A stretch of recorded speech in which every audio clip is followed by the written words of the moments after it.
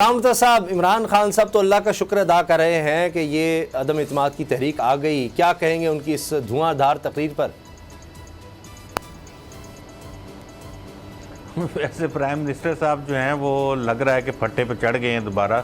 और उन्होंने वही तकरीरें शुरू कर दी हैं जो वो कंटेनर पर और मुख्तलिफ़ जगहों पे करते थे। आज की उनकी तकरीर से कहीं पे भी नहीं लग रहा कि वो एक स्टेट्समैन की तकरीर है या एक प्राइम मिनिस्टर की तकरीर है या एक ऐसे ज़ीरक और ज़हीन लीडर की तकरीर है।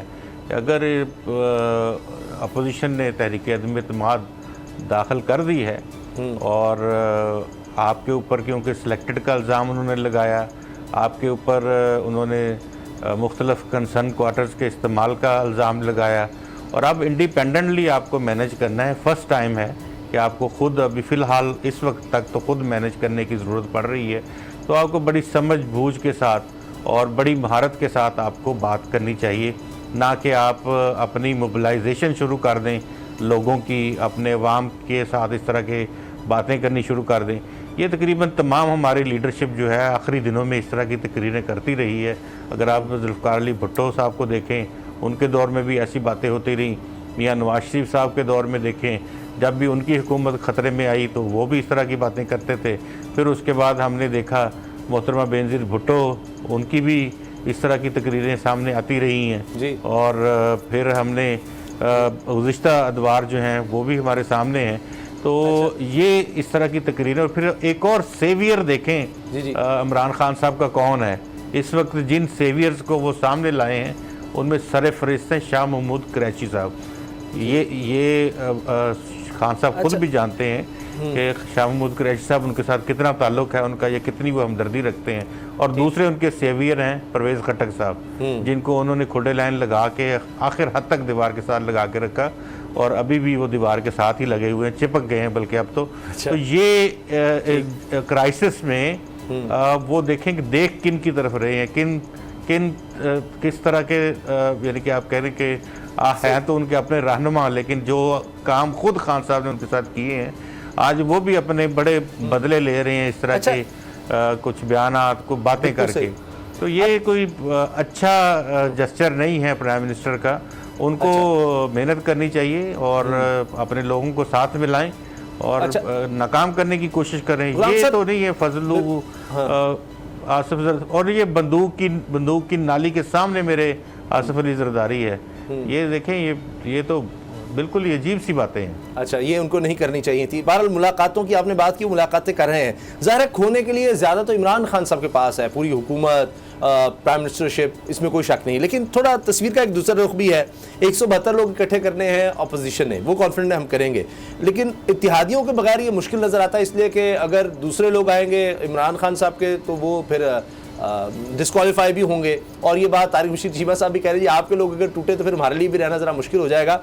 तो अब अगर हम एक एक इत्तेहादी को ही देख लें इस वक्त बाबर डोगर साहब, तो वो किस लिए जाएंगे दूसरी तरफ? ये भी तो है, मिसाल के तौर पर अब जहांगीर तरीन अलीम खान साहब नाराज़ इसलिए कि जिनके खिलाफ केसेस बने, तो आप यानी अगर दूसरी जमात में जा रहे हैं नून लीग में इसलिए कि वो कुछ भी हो जाए, शुगर स्कैंडल होता, कुछ भी होता, उन्होंने ये काम नहीं करना था आपके खिलाफ, वो इस तरह से नहीं करते थे। और ये इतना आसान है कि जनाब उनके खिलाफ ATMs का लगा, अब वो साथ उनके साथ जाकर शामिल हो जाएं। पॉलिटिकली शायद इसका ज़्यादा कोई नुकसान हमारे यहाँ नहीं होता, जिसको हम कहते हैं जनाब ये जोड़ तोड़ होता है। लेकिन मिसाल के तौर पर इमरान खान साहब अगर कराची थे तो MQM अगर पीपल्स पार्टी के साथ जाती है तो क्या उनके दफ्तर खुल जाएंगे, जो उन्होंने इमरान खान से मुतालबा किया और उन्होंने कहा जी ठीक है खोल देते हैं। लापता अफराद की उन्होंने बात की, मर्दमशुमारी की बात की, जो कि ये मान चुके हैं पीपल्स पार्टी तैयार होगी MQM के मुतालबे के, उनके मुताबिक मर्दमशुमारी करने पर पीपल्स पार्टी GDA साथ जाएगी पीपल्स पार्टी के। ये हो सकता है?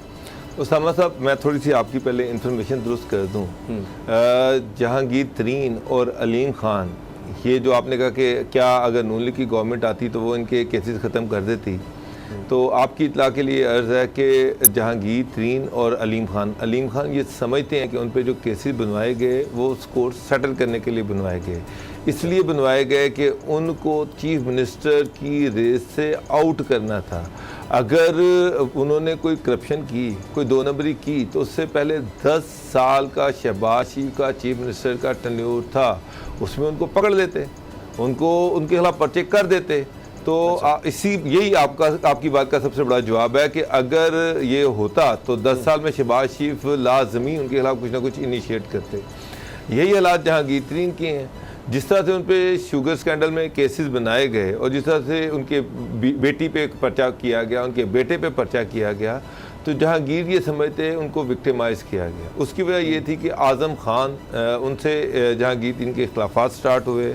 उसके बाद उनकी मुखालिफ लॉबी जो थी वो एक्टिव हो गई। इमरान खान जो थे वो उनसे मुतनफ़र हो गए और उनके ख़िलाफ़ वो समझते कि मुझे विक्टिमाइज़ किया गया, मुझे निशाना बनाया गया विक्टिमाइजेशन का।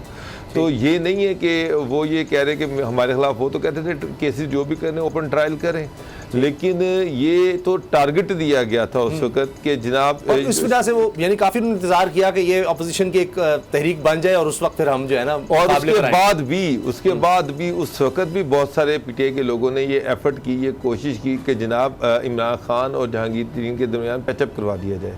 इमरान खान ऑन रिकॉर्ड इमरान खान ने कहा कि जनाब उसने करप्शन की है, उससे बात करने का कोई तुक ही नहीं है, और जवाब दिया बड़ा ठोक के जनाब मैं उससे मुलाकात नहीं करूंगा। और अब इनके उनके एमएनए जो है वो पीछे पड़े हुए हैं जहांगीर तरीन साहब। ये नून लीग के लिए ना सिर्फ एक्सेप्टेबल हैं बल्कि इनको नून लीग भी एक्सेप्टेबल है, जिनकी बड़ी काविशें हैं नून लीग के खिलाफ या इमरान खान को यहां तक पहुंचाने में 10-12 साल इनकी बड़ी कोशिशें हैं। तो अब वो दोनों इसलिए कि इमरान खान ने उनके साथ ये सलूक किया, इसलिए वो दोनों या ग्रुप जो है वो सारा नून लीग के पास जाएगा और नून लीग उनको बड़े अच्छे तरीके से एडजस्ट कर लेगी, वेलकम कर लेगी। इमरान खान तो बहुत नजरियाती हैं, एमक्यूएम बड़ी नजरिए की बुनियाद पर उनके साथ चल रही है, पीएमएलक्यू बड़े नजरिए की बुनियाद पर उनके साथ चल रही है, बाप पार्टी नजरिए के तहत उनके साथ चल रही है। बाकी सारी पार्टियां एक नजरिए के तहत उनके साथ चल रही हैं। एंटी करप्शन स्लोगन है चौधरियों का भी, एमक्यूएम का भी, जीडीए का भी, बाप का भी, और इमरान खान के साथ इसी नजरिए के साथ चल रहे कि पूरी कौम का एहतसाब होगा, जो करप्ट होगा उसको पकड़ा जाएगा। आप यही कहना चाह रहे हैं? नहीं सर, नहीं, आप मेरा मतलब है कौन सा नजरिया आप लेके फिर रहे हैं उसामा साहब? किस नजरिए की आप बात कर रहे हैं? बात यह है कि इस वक्त इमरान खान साहब अपनी पार्टी के अंदर मेजॉरिटी की सपोर्ट मुझे लग रहा है कि खो चुके हैं। उनकी जो ताश के पत्ते हैं वो बिखर चुके हैं। पीटीआई इस वक्त ताश के पत्तों की तरह बिखर रही है। अच्छा। मैं आपको बता रहा हूं कि बेताशा एमएनएस जो है वो नून लीग के साथ कॉन्टैक्ट में। अब हालात ये हैं कि नून लीग ये समझ रही है कि हम हर एक को टिकट नहीं दे सकते, उनके अपने बंदे भी हैं। आप हर एक को, इवन चौधरी फैमिली में रिफ्ट आई हुई है। चौधरी फैमिली के अंदर 2 बंदे ऐसे हैं, पीएमएलक्यू के अंदर 2 एमएनए, सिटिंग एमएनए ऐसे हैं जो नून लीग से कह रहे हैं कि आप हमें टिकट दें, हम आपके टिकट पे इलेक्शन लड़ेंगे और हम ओपनली इमरान खान को अपोज करेंगे, चाहे चौधरी प्रिविलेज जिस तरफ मर्जी जाएं। अच्छा, यहाँ तक नौबत आई हुई है। तो एक चीज तो बड़ी क्लियर नजर आ रही है कि ये दीवार गिर रही है। अच्छा, ये किश्ती डूब रही है, ये टाइटैनिक डूब रहा है और अब उसमें से लोग बाहर दौड़े लगा रहे हैं। अच्छा। और यही वजह है कि आज फवाद चौधरी ने कहा है कि जी स्पीकर नेशनल असेंबली जल्दी इजलास बुलाएं और इसका फैसला करें, क्योंकि उनको लग रहा है कि जितना आगे ये चीज़ें जाएंगी उतनी तेज़ी से ये जो पार्टी के अंदर दरारें पड़ रही हैं ये मजीद वाज़ेह होना शुरू हो जाएंगी। बाबर डोगर साहब का ये ख्याल है कि जी ये तो कहानी ख़त्म हो चुकी है। ज़ाहिर अंदाज़ा लगा सकते हैं, वो तो जब वक्त आएगा तब पता लगेगा। तो बाबर डोगर साहब का वैसे तो देखिए ना, खबरें भी दुरुस्त होती हैं और ज़ाहिर उनका एक विजन है। लेकिन गुलाम नबी साहब, अगर ये हो जाता है, अदम इत्मीनान की तहरीक कामयाब हो जाती है, इमरान खान साहब वज़ीर आज़म नहीं रहते, उसके बाद का सारा सेटअप जो है वो रेडी है। मौलाना साहब बड़े कॉन्फिडेंट है कि हर चीज़ हमने तैयार की हुई है, अभी आपको बताना नहीं है, तो उसमें सबको कुछ ना कुछ तो हिस्सा मिलेगा। उसके बाद ये भी नहीं बता रहे कि कितना अरसा रहेगा। ये ज़रूर है कि जरदारी साहब कहते हैं कि जी कुछ हमने अमेंडमेंट्स करनी है कानून में, जिसमें सईद गनी साहब ने हमारी प्रोग्राम में कहा था कि जो ओवरसीज़ पाकिस्तान को वोट का हक है या इलेक्ट्रॉनिक वोटिंग मशीन है उस पर हमने करनी है। दीगर भी कुछ होंगी तो वो वापस लेना है, क्योंकि सबको उस पर एतराज़ है। तो उससे इमरान खान साहब को फ़ायदा नहीं हो जाएगा ओवरसीज़ पाकिस्तानी के हवाले से, और जो महंगाई, बेरोज़गारी, जो भी चार्जेस थे उस पर तो इमरान खान साहब क्लीन होकर आ जाएंगे, एक विक्टिम कार्ड उनके पास आ जाएगा, और फिर वो मतलब जो भी जितना भी अरसा इलेक्शन में, साल है 1.5 साल है, वो उनके लिए काफ़ी होगा दोबारा रिवाइव करने के लिए। नहीं, ऐसा कोई ओवरसीज़ पाकिस्तानीज़ के वोट जो हैं वो इतने ज़्यादा नहीं हैं कि वो इस एतबार से उनको ये हो कि जो भी उन्होंने वोट दिए या वोट उनको डालने की इजाज़त दी गई तो वो कोई सूरत हाल तब्दील कर देंगे। सर 90 लाख हैं तकरीबन, कहा जाता है 90 लाख पाकिस्तानी हैं, उनके भाई बहनें माँ बाप बहुत उनके पाकिस्तान में भी हैं। चलिए इस पर सब्सक्राइब करें और बेल दबाएं ताकि कोई खबर रह न जाए।